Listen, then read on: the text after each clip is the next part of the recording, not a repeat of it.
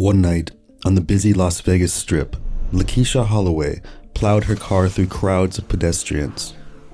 The vehicular assault was clearly intentional, as Lakeisha repeatedly swerved into crowds of tourists just chilling outside the big Vegas casinos. In her assault, she killed one person and injured 35. It was weird enough that Lakeisha had her 3-year-old daughter in the vehicle at the time, essentially putting her child in danger, but even weirder was the fact that no one could decipher a motive. I can't explain why I did it, but I do remember a body bouncing off my windshield. This is the world you live in. Anytime, anywhere, a stranger could kill you for no reason whatsoever. Consider Joshua Cummings, a man who targeted a complete stranger. He walked up behind a security guard who was conversing with 2 women, pulled out a gun, and put it to the back of the security guard's head. He then shot the man dead in cold blood. Taken completely by surprise and for no apparent reason, the security guard had no opportunities to fight for his life.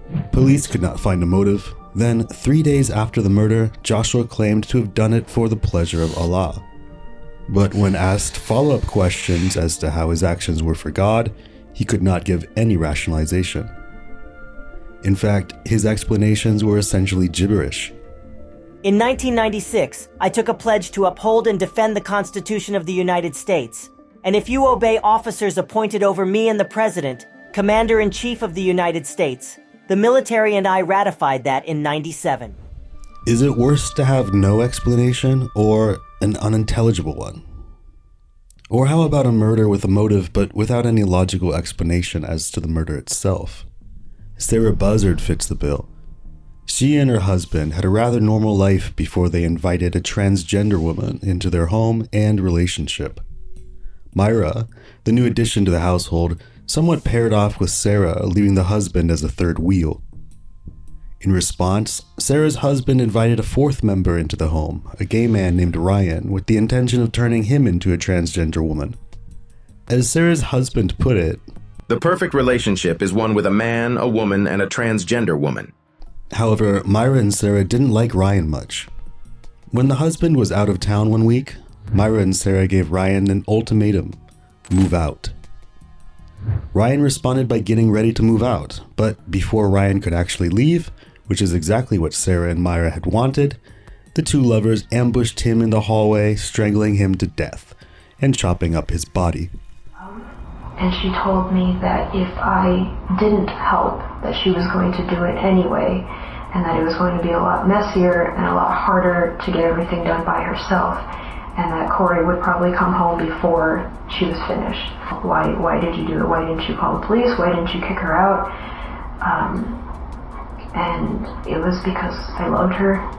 She wasn't a good person. I knew that she was kind of borderline sociopathic. She liked to manipulate people. She was the first person that I actually felt like cared about me. Maybe not so much at this point in our relationship, but later on, she was fiercely loyal to me. Mm-hmm. And so I didn't want to lose her. Like, what? All you had to do was let the man leave.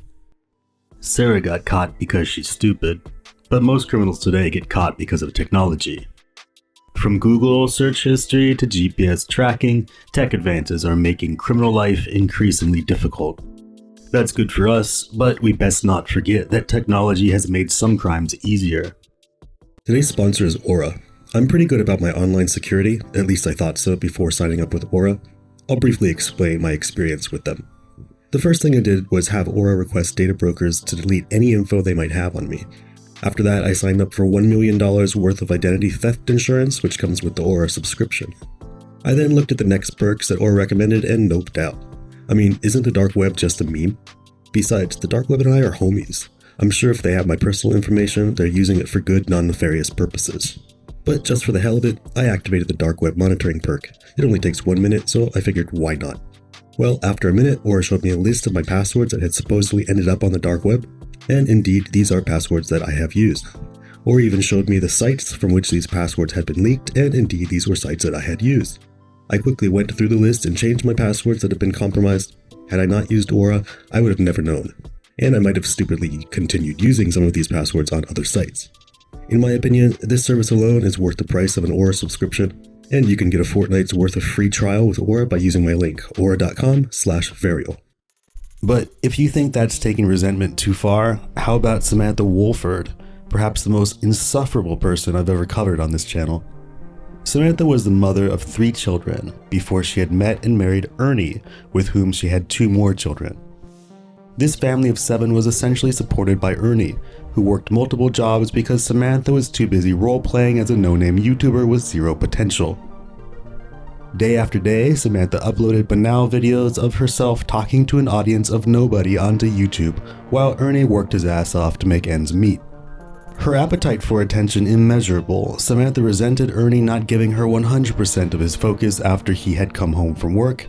And you could probably think of a number of logical solutions to this problem, but Samantha could not. Her solution was the least logical in the world of potential solutions.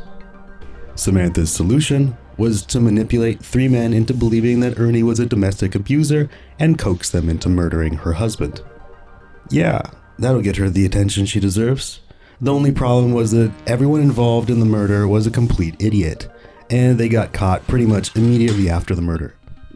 In the end, one man, perhaps the smartest of the bunch, which isn't a compliment, lawyered up, and the other 2 men ratted Samantha out. And Samantha, who had planned the whole thing, denied everything while somehow also pointing the finger at the man that had helped her. He said, "What do I have to do?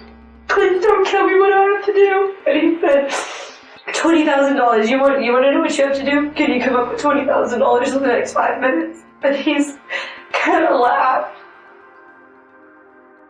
What a clusterfuck. While the men who helped Samantha murder her husband all believed that they had a reason for their actions, sometimes 2 people can act together for the mutual purpose of being purposeless. This is exactly what happened with Dalton Icahn and Corey Fitzwater, who could not explain why they had murdered a random stranger. Essentially, the 2 were just hanging out, drinking beers, and smoking the good stuff when they had the brilliant idea of killing someone. They didn't want money or anything, just to kill and dip. They decided it would be best to kill a disenfranchised person, such as a homeless man, because they'd be able to get away with it. Spoiler alert, they didn't. The details of this case are better described by Morbid Curiosity, and you can find the men's interrogation analysis on his channel.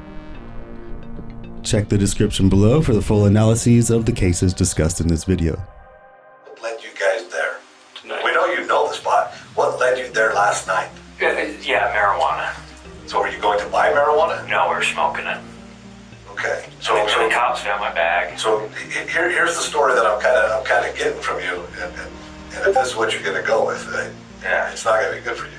Okay. You're going to say that you guys randomly showed up at a random spot to randomly smoke some marijuana, ran into a random camp, and shot some guy. Yeah, that sounds bad. Yeah.